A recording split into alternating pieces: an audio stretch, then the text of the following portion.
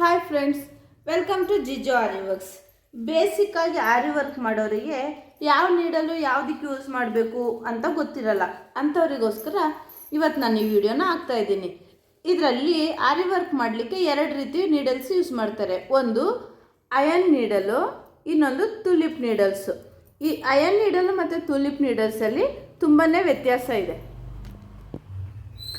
ಈ iron needle ಇದೆಯಲ್ಲ, ಇದು ಬಂದು ನೋಡಲಿಕ್ಕೆ ರೌಂಡ್ ಶೇಪಲ್ಲಿರುತ್ತೆ.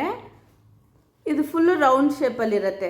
ಈ ತುಲಿಪ್ ನೀಡಲ್ ಬಂದು ಮಧ್ಯದಲ್ಲಿ ಸ್ವಲ್ಪ ಫ್ಲ್ಯಾಟ್ ಆಗಿರುತ್ತೆ.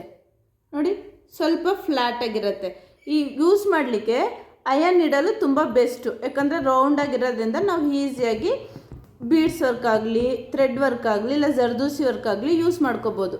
ಈ ತುಲಿಪ್ ನೀಡಲಲ್ಲಿ ಇಲ್ಲಿ ಮಧ್ಯ ಫ್ಲ್ಯಾಟ್ ಇರೋದ್ರಿಂದ ಅದನ್ನು ನಾವು ಈಸಿಯಾಗಿ ಪ್ರಿಕ್ ಮಾಡಿ ರೊಟೇಟ್ ಮಾಡಬೇಕಾದ್ರೆ ನಮಗೆ ಬರಲ್ಲ. ಬಟ್ ಬಿಗಿನರ್ಸ್ ಆಗಿರೋರಿಗೆ ಇದು ಸ್ವಲ್ಪ ಈಸಿ ಆಗಿರುತ್ತೆ. ಕಲಿಬೇಕಾದ್ರೆ ನಾವು ಅಯನ್ ನೀಡಲಿಂದ ಕಲಿತ್ರೆ ಅದು ಇನ್ನೂ ತುಂಬ ಈಸಿಯಾಗಿರುತ್ತೆ. ಇವಾಗ ನಾವು ಯಾವ್ಯಾವ ನೀಡಲು ಯಾವುದಕ್ಕೆ ಅಂತ ನೋಡೋಣ. First iron needle ನೋಡಿಬಿಡೋಣ.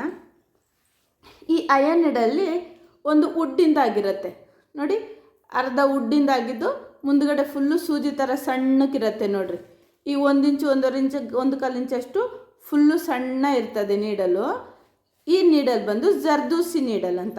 ಇದನ್ನು ಜರ್ದೋಸಿ ವರ್ಕ್ ಮಾಡಲಿಕ್ಕೆ ಯೂಸ್ ಮಾಡ್ತೀವಿ. Next bead needle. ಈ ಬೀಡ್ ನೀಡಲು ಫುಲ್ಲು ರೌಂಡಾಗಿರ್ತದೆ. ಮುಂದುಗಡೆ 1 ಇಂಚಷ್ಟು ಮಾತ್ರ ಸ್ವಲ್ಪ ತಿನ್ನಾಗಿರ್ತದೆ. ನೋಡಿರಿ, ಸಣ್ಣ ಸಪೂರ ಇದೆ. ಇದರಲ್ಲಿ ಬೀಡ್ಸನ್ನು ಒಂದೊಂದೇ ಬೀಡ್ಸ್ ಸ್ಟಿಚ್ ಮಾಡೋದಕ್ಕಂತ ಒಂದು 5-6 ಬೀಡ್ಸು 8 ಆ ಥರ ನಮಗೆ ಎಷ್ಟಾಗುತ್ತೋ ಅಷ್ಟು ಬೀಡ್ಸು ಅಟ್ ಎ ಟೈಮ್ ತೊಗೊಂಡು ಈಸಿಯಾಗಿ ನಾವು ವರ್ಕ್ ಮಾಡ್ಕೊಂಡು ಹೋಗ್ಬೋದು. ಇದು ನೆಕ್ಸ್ಟ್ ಬರೋದು ಥ್ರೆಡ್ ನೀಡಲ್. ಥ್ರೆಡ್ ನೀಡಲ್ ನೋಡಿರಿ, ಫುಲ್ಲು ರೌಂಡಾಗಿರುತ್ತೆ.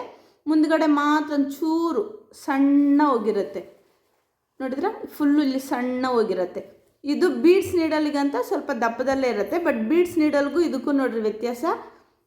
ಬೀಡ್ಸ್ ನೀಡಲು ಫುಲ್ಲು ಹಿಂಗೆ ತೆಳು ಇರುತ್ತೆ. ಬಟ್ ಥ್ರೆಡ್ ನೀಡಲು ಸ್ವಲ್ಪ ದಪ್ಪ ಇರ್ತದೆ. ಮುಂದುಗಡೆ ಮಾತ್ರ ಹುಕ್ ಇರುತ್ತೆ. ಇದು ನೋಡಿರಿ, ಇದಕ್ಕೂ ಹುಕ್ ಇದೆ. ಬಟ್ ಇದು ಸಣ್ಣ ಇದೆ ಬೀಡ್ಸ್ ನೀಡಲು. ಇದು ಜರ್ದೋಸಿ ನೀಡಲು.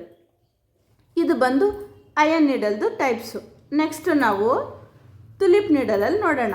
ತುಲಿಪ್ ನೀಡಲಲ್ಲಿ ನೋಡಿರಿ, ನಂಬರ್ 14 ಮತ್ತು ನಂಬರ್ 13. ಈ ನಂಬರ್ 13 ಮತ್ತು ನಂಬರ್ 14 ಇದೆಯಲ್ವಾ, ಇದನ್ನು ಥ್ರೆಡ್ ವರ್ಕಿಗೆ ಯೂಸ್ ಮಾಡ್ತೀವಿ.